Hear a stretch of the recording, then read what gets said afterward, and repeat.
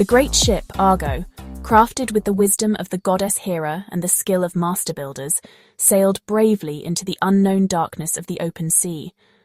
On board were Greece's bravest heroes, warriors, princes, and demigods, led by Jason, all united by a single quest, to claim the legendary Golden Fleece and bring glory to their homeland. Their journey was perilous, filled with monsters lurking beneath the waves, treacherous rocks, and hostile kings who would stop at nothing to thwart their mission. Yet none of these dangers compared to the raw, untamable wrath of the sea itself. Near the wild shores of Thrace, a sudden and violent storm struck. Black skies churned overhead, howling winds screamed through the rigging, and waves as tall as mountains battered the Argo from every side. The Argonauts fought desperately to keep their ship afloat, lashing ropes and bailing water, but the relentless storm raged for days, driving them far from their intended course. Exhausted, soaked to the bone, and utterly lost, they drifted helplessly, their hope fading with each passing hour as the tempest refused to relent. In the midst of chaos, Jason fell to his knees and prayed for deliverance, fearing that the gods had turned their backs on the Argonauts and left them to perish.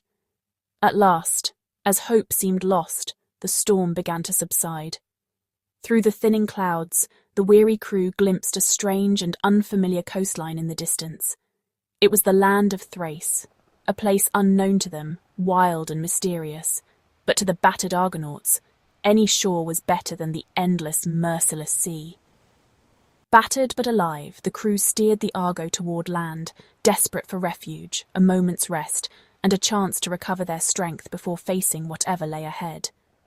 They had survived the fury of the storm, but as they set foot on the desolate shore, they knew that new and unknown trials awaited them in this strange land. The Argonauts gathered their courage, for their greatest challenges, and perhaps their greatest adventures, were yet to come. On the bleak, windswept shore of Thrace, the Argonauts came upon a haunting sight, a once magnificent palace now crumbling into ruin, battered by the relentless sea and time itself. Within its shattered halls, they found a man consumed by misery, King Phinée, a figure whose suffering was etched into every line of his face. Once, Phinée had been a powerful seer, renowned for his wisdom and his ability to interpret the will of the gods, but his gift became his curse when he angered Zeus by revealing too many divine secrets to mortals. As punishment for his transgressions, Zeus struck him blind, plunging him into eternal darkness, and condemned him to endless old age, so that his suffering would never cease. Yet the most unbearable torment was reserved for him in the form of the Harpies, monstrous bird-women sent by Zeus to hound him day and night. Whenever Phinée reached for food, the Harpies would swoop down from the shadows, snatching away every morsel and fouling whatever scraps remained, leaving him in a constant state of hunger and humiliation. Starving, filthy, and frail, Phinée was little more than a living skeleton, his body wasting away, kept alive only to endure endless torment. The Argonauts, witnessing his agony, were deeply moved by the king's plight. Yet Phinée, despite his suffering, knew that only two among these heroes possessed the power to save him from his curse. Through his prophetic visions, he had foreseen their arrival and clung desperately to the hope that his long-awaited deliverance was finally at hand. The Harpies' torment was relentless, their attacks leaving Phinée trapped in a never-ending cycle of hunger, despair, and exhaustion, unable to find peace or relief. With trembling hands and a voice cracked by suffering, he pleaded for help, believing that the prophecy he had seen so long ago would finally be fulfilled by these brave strangers. The Argonauts, their hearts stirred by compassion and a sense of destiny, prepared themselves to confront the monstrous Harpies and end the king's waking nightmare once and for all. For Phinée, this moment was his last, desperate chance at salvation, a glimmer of hope in a life overshadowed by suffering. The fate of the old king now rested in the hands of the Argonauts, whose courage would determine whether Phinée would finally find peace or remain forever a prisoner of his torment. The Harpies, aptly named the Snatchers, were terrifying agents of Zeus's wrath, dispatched from the heavens to carry out his cruelest punishments. In the ancient world, their very name inspired dread, whispered in stories meant to frighten children and warn the wicked. Born of sea and sky, the Harpies were monstrous birds with the faces of haggard women, their eyes wild and unblinking, claws sharp as razors. Their wings beat with a thunderous sound, and their cries echoed like a storm across the land. Their purpose was singular and merciless, to punish, to defile, to starve those who had angered the gods. No mortal could escape their relentless pursuit once marked by Zeus. Whenever Phineus's servants brought food, the Harpies descended in a shrieking storm, their wings blotting out the sun, leaving only filth and despair in their wake. The king's meals became a battleground, his table a place of torment. Their stench was so vile, so overpowering, that no one could eat what they left behind.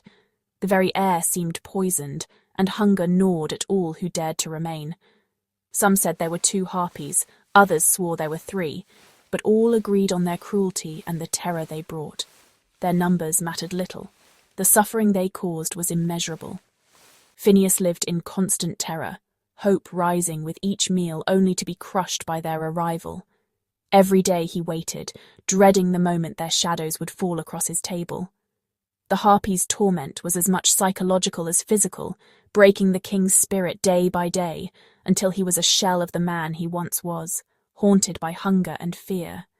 They were relentless, their presence a sign of utter abandonment by the gods. To be plagued by Harpies was to be truly forsaken, left to suffer without hope of mercy. The Argonauts, witnessing Phineus's suffering, saw the depth of his misery and resolved to end it, risking their own safety to confront the monsters. But only those who could match the Harpies' speed and flight could hope to stop them. It would take cunning, courage, and the favour of the gods to succeed. The stage was set for a confrontation between heroes and monsters, a battle that would echo through legend, testing the limits of mortal resolve against the fury of Zeus's hounds. The Argonauts vowed to help Phineus, but only Calais and Zetes, the winged sons of the north wind, could face the Harpies.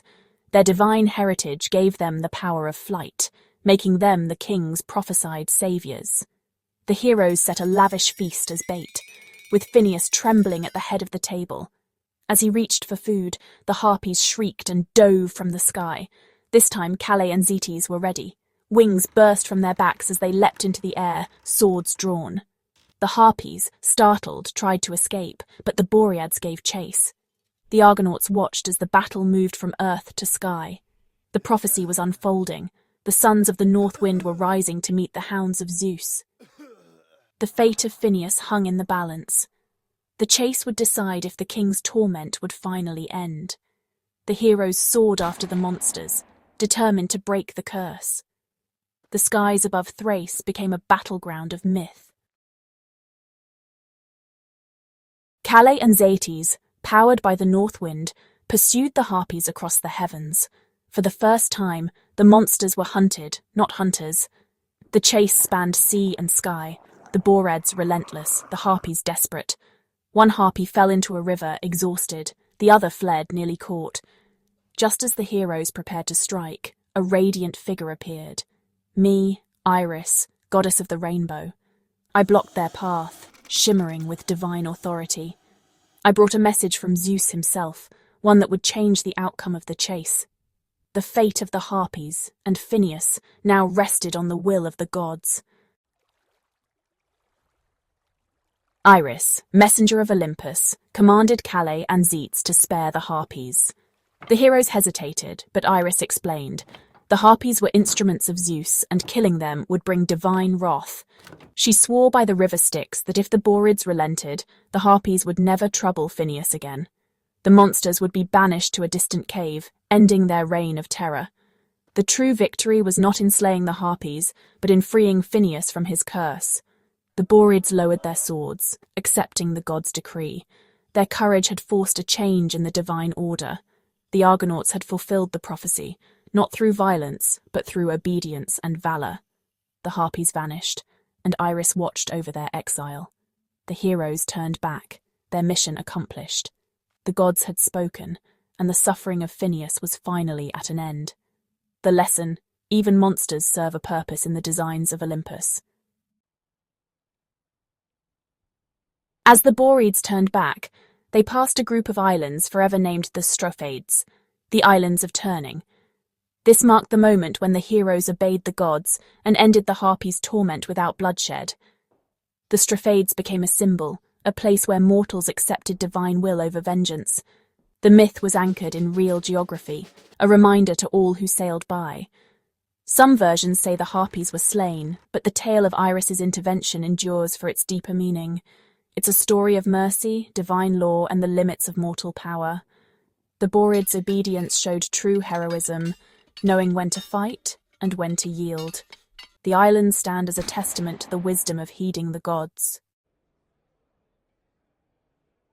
Calais and Zetes returned to Thrace with news. Phineus was free. The Harpies were gone, bound by Zeus's oath. For the first time in years, Phineus ate in peace, tears of gratitude streaming down his face. In thanks, he used his prophetic gift to guide the Argonauts. He warned them of the deadly Symplegades, the clashing rocks, and told them how to survive. His advice was crucial. Send a dove through first. If it survived, the Argo could follow. The Argonauts' compassion had earned them the knowledge they needed to continue their quest. Phineus's suffering ended. His story became a lesson in hubris, hope, and redemption. The heroes sailed on, their journey changed by the king they had saved. The liberation of Phineus was a turning point for all. The tale of the Argonauts and the Harpies echoes through time, shaping language and culture. The Harpies became symbols of chaos and punishment, their legend evolving in art and literature. In Dante's Inferno, they torment lost souls, embodying eternal misery.